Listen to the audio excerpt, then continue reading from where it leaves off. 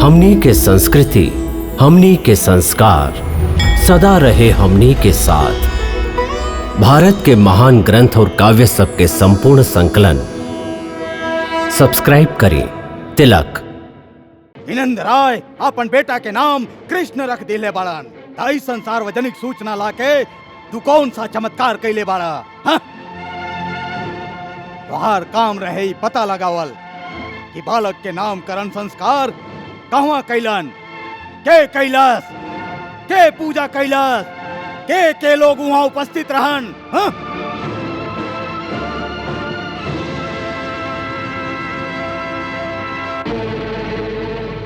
गर्ग मुनि के गतिविधि पर तू नजर रख ले रहा।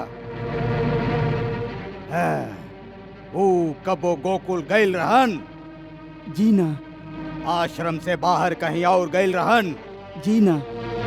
वो यमुना पार करके सीधे शांडिल्य के आश्रम में गए रहन और वहाँ से निकल के सीधे मथुरा आ गए रहन और कहीं ना गए रहन। आश्रम में कहवा रहन? जी गौशाला के पास ही एगो कुटिया में उनकर रहे के इंतजाम कइल गइल रहे।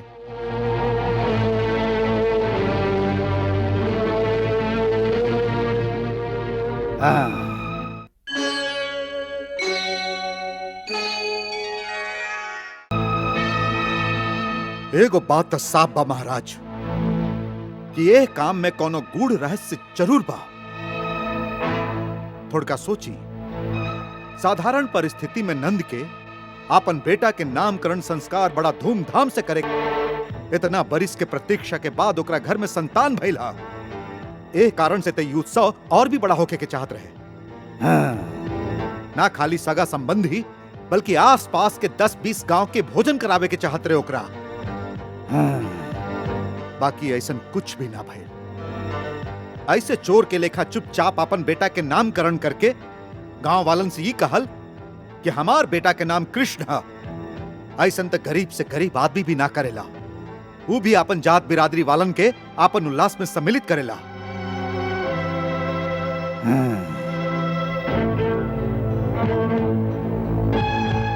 ए तर्क से देखी तो पता चली कि कौनो गहरा रहस्य है यह बात में, और यह रहस्य में ही एकर महत्व भी बा। और दूसर महत्वपूर्ण बात ये भी बा महाराज कि लइका के नाम के घोषणा यही 2 दिन में कैल गई जब महर्षि गर्ग वहां रहन।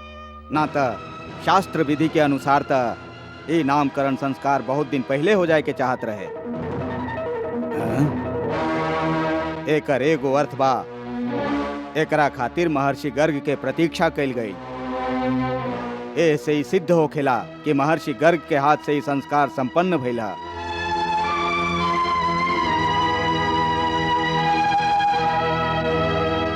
यदि एक गर्ग मुनि के हाथ से नामकरण भइल हा तो एकर मतलब ये साबित होखेला कि लइका नंद राय के ना बल्कि वसुदेव और देवकी के बेटा बा। ई बात हमरा समझ में ना आवेला। क्या हमें बात के साबित करे खातिर इतना जोर काहे दे रहल हई कि उ नंद के बेटा बा या वसुदेव के? दोनों में से केहू के भी होके। बाकी ये बात से तो इनकार ना कइल जा सकेला कि इहे कृष्ण नाम के लइका हमार परम शत्रु बा। यही पूतना के मरलस, श्रीधर के अपाहिज कर देहलस, कागासुर के मरल शरीर के भरल दरबार में महाराज के सामने फेंक के महाराज के जैसे एगो चुनौती देहलस। फिर उत्कट जैसन परम बलि के एक ही ठोकर में यमलोक भेज देहलस। एमे अब कोनो संदेह ना रहल कि ये सब यही बालक के मायावी कारनामा बा। जब शत्रु साबित हो चुकल बा तो हम लोग के खाली ए बात पर बहस करे के चाही कि ओकर सामना कौन शक्ति द्वारा कइल जाए, केह तरह ओकर नाश किहल जाए। फिर ऐसे का अंतर पड़ेला कि वो लइका नंद के बा या वसुदेव के? अंतर बा, और ये अंतर बहुत महत्व रखेला।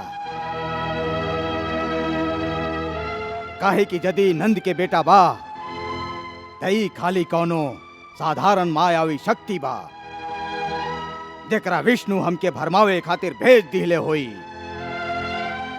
जैसे ओकर चाल में फंस के हम एकरे अपन असली शत्रु समझ लें और एकरे पर आक्रमण करत रही।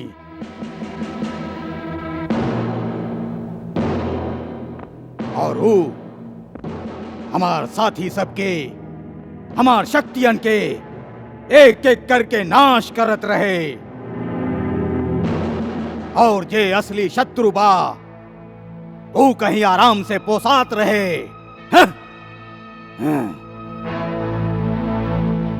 और यदि वो देवकी और वसुदेव के बेटा बा त फिर ही उहे हा देकर चेतावनी आकाशवाणी हमके दिहले रहे, देकर प्रतीक्षा लोग तारणहार के रूप में कर रहल बाड़न और जे कंस के मारे खातिर पैदा भइला।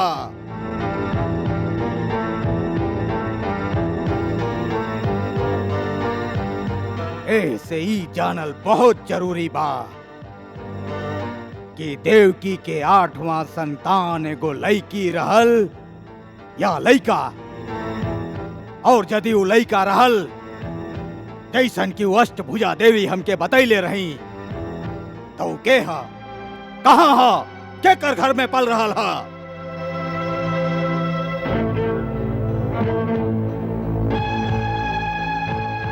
ई जाने के एगो उपाय हमरा समझ में आवता। का? वसुदेव। हाँ? वसुदेव? हाँ, वसुदेव। वसुदेव सत्यवादी बाड़न, वो झूठ ना बोलेलन। महाराज उनका से सीधा प्रश्न करी और यदि वो उत्तर ना दे तो उनका ऐसन यातना दिहल जाए कि वो सच बोले खातिर मजबूर हो जाए।